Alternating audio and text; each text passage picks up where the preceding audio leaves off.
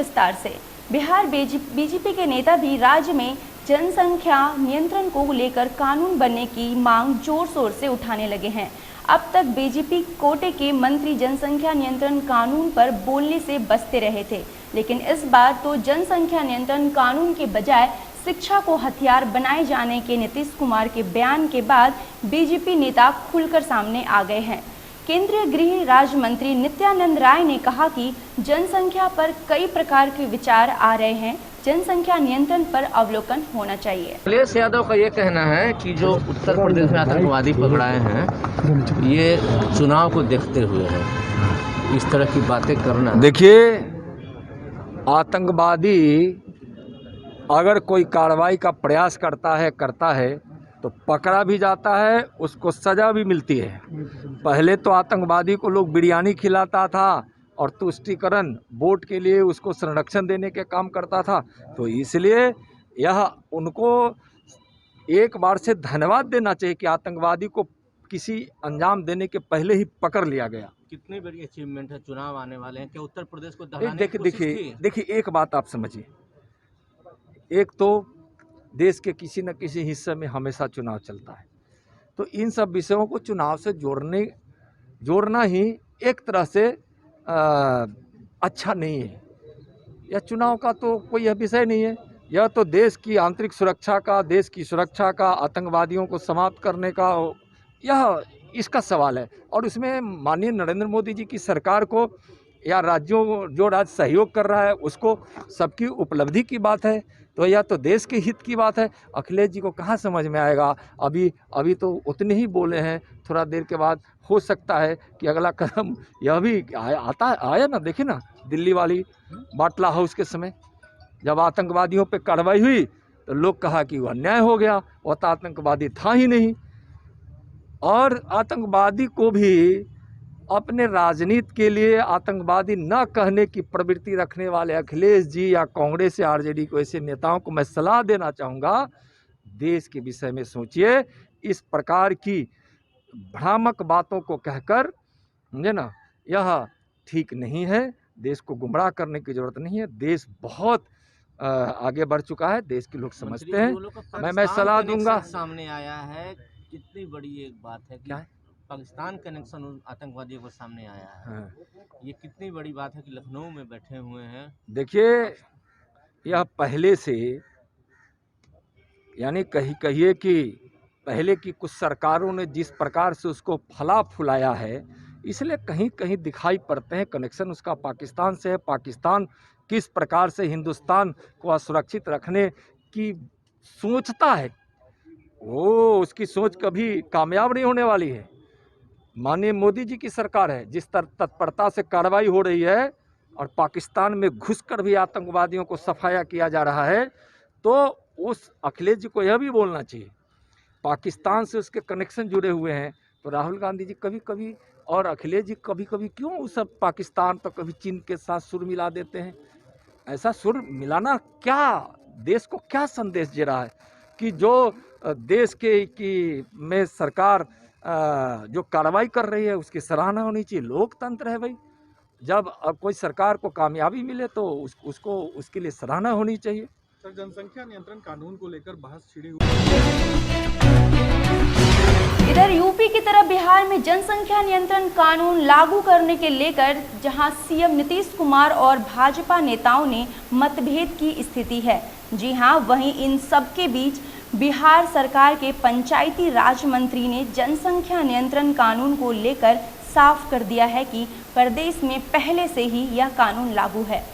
पंचायती राज विभाग के मंत्री सम्राट चौधरी ने एक बड़ा बयान दिया है कि मंत्री ने कहा कि बिहार में ग्राम पंचायत के चुनाव में भी नीतीश सरकार का नया नियम बनने जा रही है। 2 से अधिक बच्चे वाले बिहार में ग्राम पंचायत को चुनाव नहीं लड़ सकते। इतना ही नहीं, मंत्री ने ये भी कहा है कि 2 से अधिक बच्चे वाले को बिहार सरकार के अन्य योजनाओं और फैसिलिटी से भी वंचित रखना चाहिए। इधर केंद्रीय गृह राज्य मंत्री नित्यानंद राय ने उत्तर प्रदेश की योगी सरकार की तरफ जनसंख्या नियंत्रण के लिए किए गए फैसले का स्वागत किया है।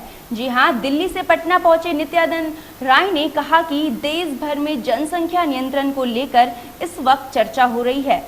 जब सरकार किसी फैसले की तरफ कदम आगे बढ़ाएगी तो इस पर सभी लोगों से विचार विमर्श किया जाएगा। अखिलेश यादव का ये कहना है कि जो उत्तर प्रदेश में आतंकवादी पकड़ाए हैं ये चुनाव को देखते हुए है, इस तरह की बातें करना। देखिए, आतंकवादी अगर कोई कार्रवाई का प्रयास करता है तो पकड़ा भी जाता है, उसको सज़ा भी मिलती है।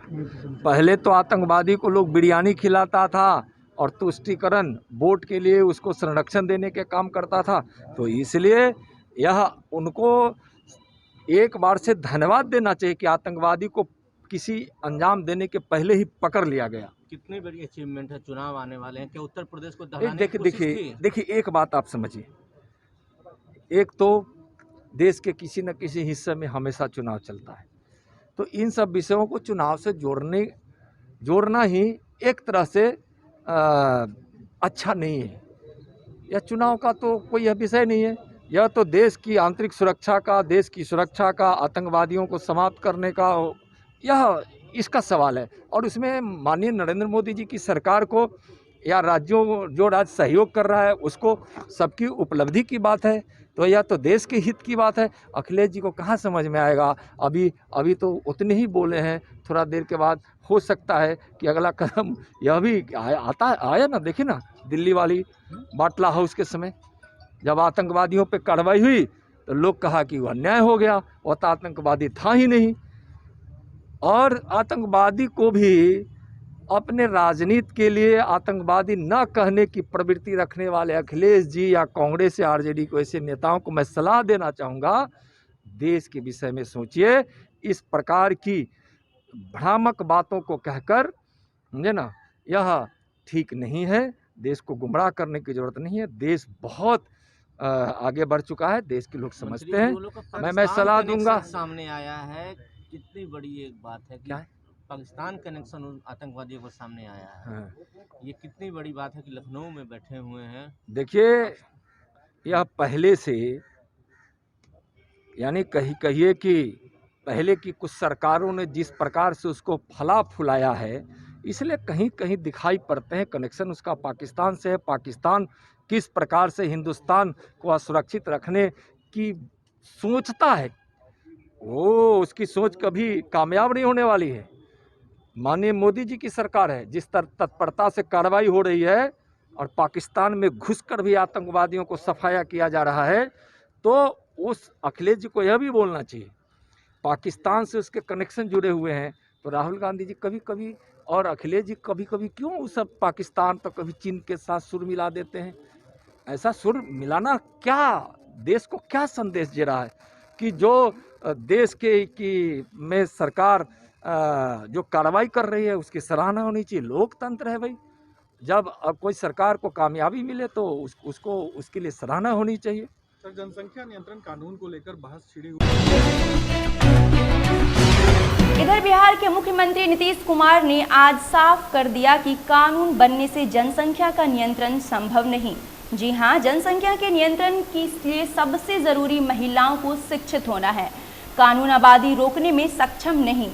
मुख्यमंत्री ने यूपी का नाम लिए बिना कहा कि कई राज्य कानून की बात कर रहे हैं, यह उनका सोच है। मुख्यमंत्री ने कहा कि हम तो महिलाओं को शिक्षा पर ध्यान दे रहे हैं, इससे सकारात्मक रिजल्ट भी आ रही है और बिहार में प्रजनन दर में कमी आई है। जनसंख्या नियंत्रण को लेकर चर्चा शुरू हो गई है। बीजेपी की तरफ से कहा जा रहा है कि इस पर अवलोकन होना चाहिए। जनसंख्या नियंत्रण पर कल हमारे नेता बिहार के माननीय मुख्यमंत्री ने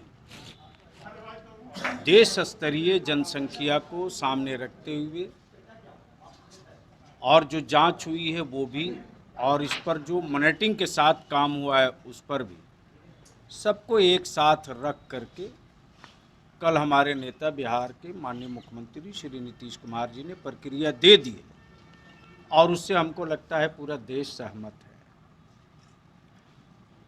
जिसमें स्पष्ट है कि देश के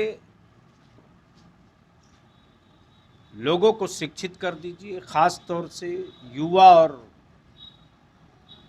बच्चियों को शिक्षित कर दीजिए, खुद ब खुद नियंत्रण होगा।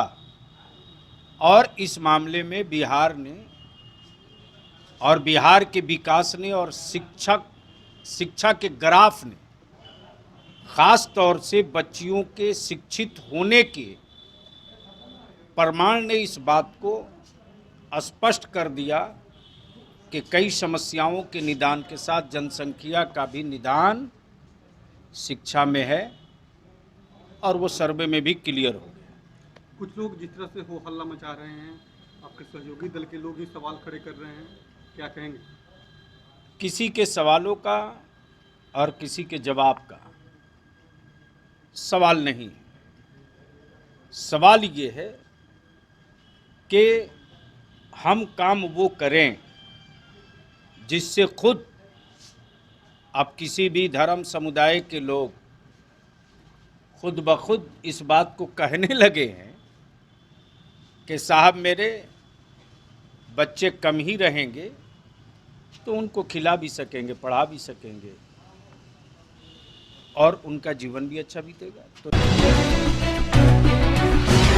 पटना सिटी एमसीआई ने सीवे को सभी मेडिकल अस्पतालों में शिशु सुपर स्पेशलिस्ट केंद्र खोले ताकि प्रतिदिन अलग अलग बीमारियों में ग्रसित बच्चों को इलाज सही तरीके से हो सके।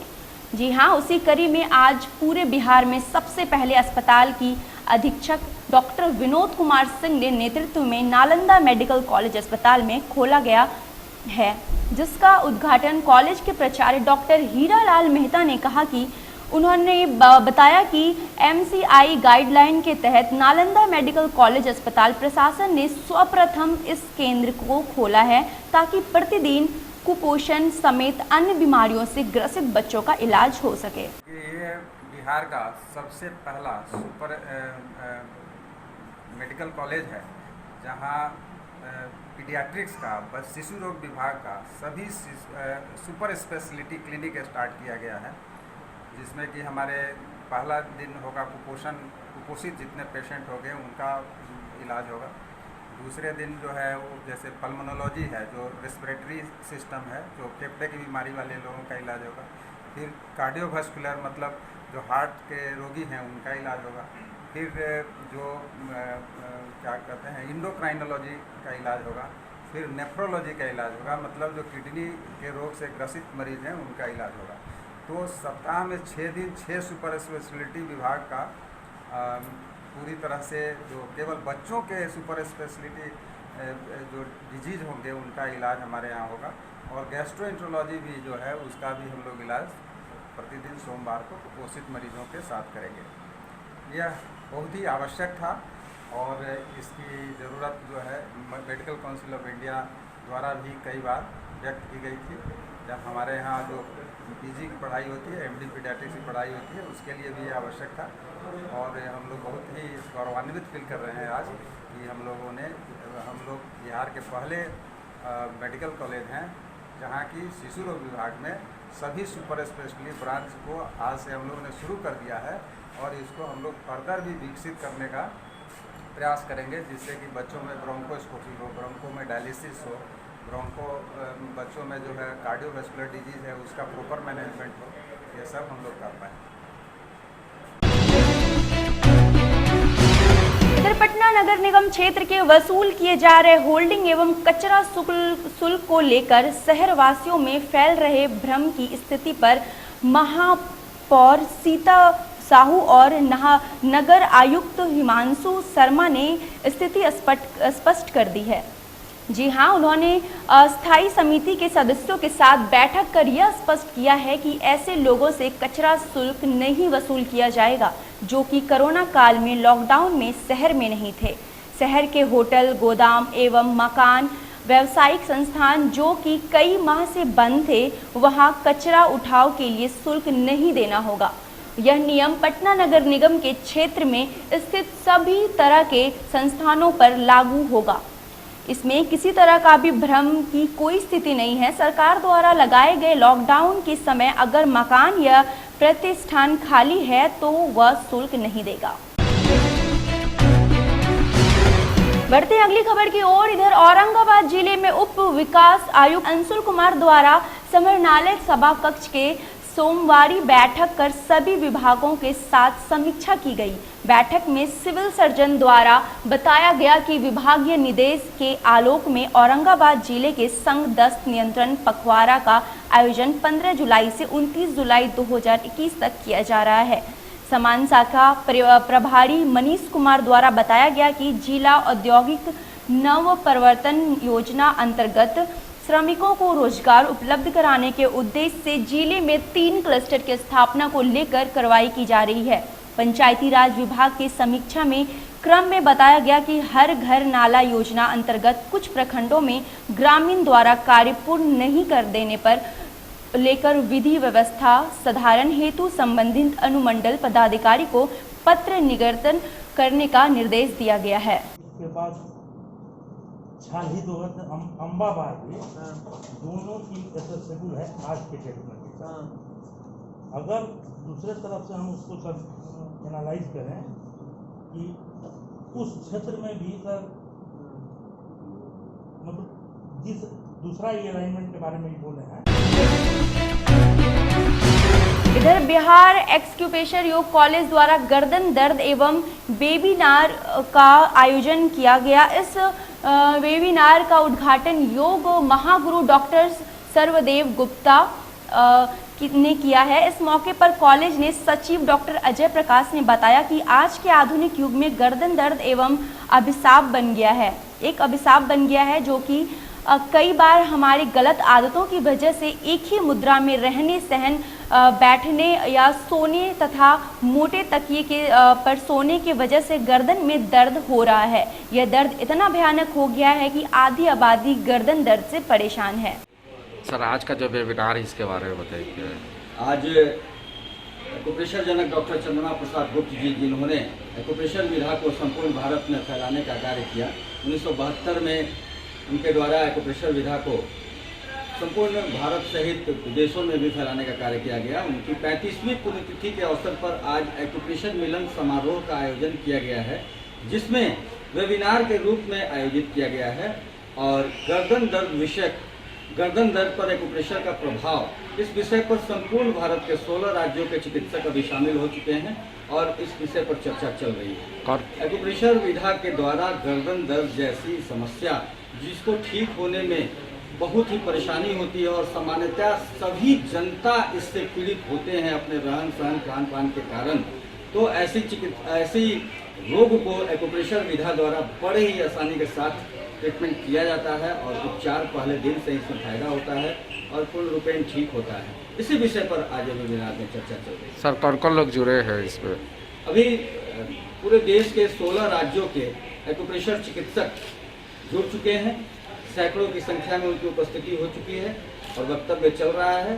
वर्तमान में बिहार सरकार के माननीय उप मुख्यमंत्री श्री तारकिशोर प्रसाद जी, पूर्व मंत्री श्री नंदकिशोर यादव जी, बिहार एक्यूप्रेशर योग कॉलेज के अध्यक्ष डॉक्टर सर्वदेव प्रसाद गुप्त जी, डॉक्टर LP सिंह जी आदि इसमें उपस्थित हैं और कार्यक्रम वर्तमान में चल रहा है।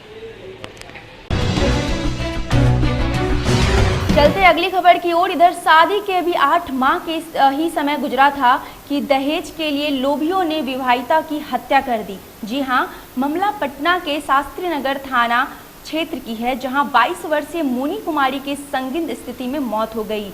मृतका की परिजनों का आरोप है कि उसके पति ने अपने परिवार के साथ मिलकर हत्या कर दी है। फिलहाल मामला सामने आने के बाद पुलिस जांच में जुट गई है। 22 वर्षीय मोनी कुमारी की शादी बड़ी धूमधाम से पटना के शास्त्री नगर थाना क्षेत्र के रहने वाले निजी ठेकेदार अभिषेक रंजन से हुई थी, लेकिन शादी के कुछ समय बाद ही अभिषेक की बुरी आदतें सामने आने लगी।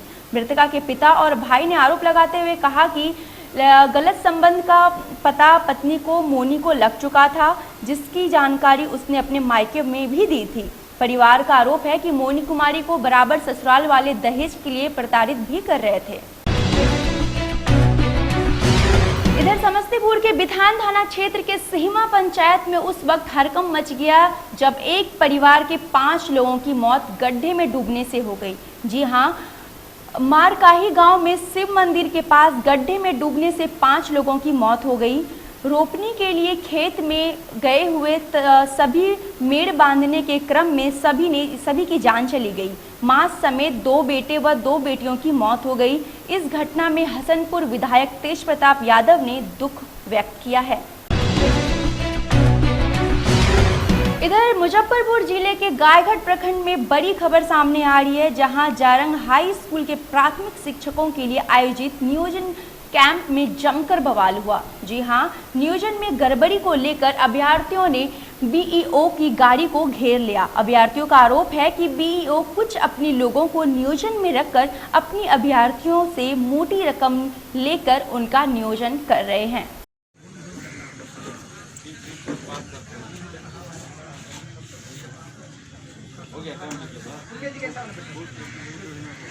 साढ़े 11 का मतलब 11:30।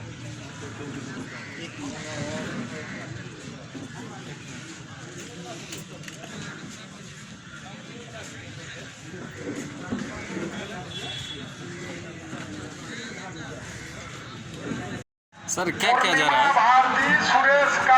आज नियोजन है, शिक्षक नियोजन पूरे बिहार में है, तो यहाँ भी आज जनरल हाई स्कूल में यहाँ पे त्रिवेणीगंज प्रखंड के 16 पंचायतों में नियोजन की प्रक्रिया प्रारंभ हुई है। 11:30 बजे से 4:30 बजे तक प्रक्रिया प्रारंभ है। सब जगह काउंटर है, इंडिविजुअल पंचायत वाइज। नियोजन समिति, चयन समिति के सदस्य हैं पंचायत वाइज, दंडाधिकारी प्रतिनियुक्त है। निष्पक्ष रूप से ट्रांसपेरेंटली शिक्षक नियोजन की प्रक्रिया जारी है। यहाँ पे नियोजन हो भी गया कुछ पंचायत, जो भी पद हैं यहाँ पे लगभग 44 के आसपास, तो सभी में नियोजन की प्रक्रिया जारी है। सर कितने कुल सीट हैं यहाँ? 44 सीट हैं। 44 सीट के ग्रुप में नियोजन की प्रक्रिया चल रही है। 50 सीट था, 5 उर्दू है क्या? तो सीट वाइज की जानकारी आपको जिला प्रखंड शिक्षा पदाधिकारी दे देंगे, लेकिन लमसम में 54 सीट्स हैं। सभी कैटेगरी के हैं, यूआरएफ हैं, ईबीसी है, एससी है, महिला आरक्षित है, सभी प्रकार की सीट है। वो पंचायत वाइज सारा नोटिस, सारी सूचना बाहर में पब्लिश की गई है और माइकिंग किया जा रहा है। 3 बार नाम पुकारा जा रहा है कैंडिडेट का। जो विभाग का निर्देश है, उस निर्देश के आलोक में नियोजन का प्रक्रिया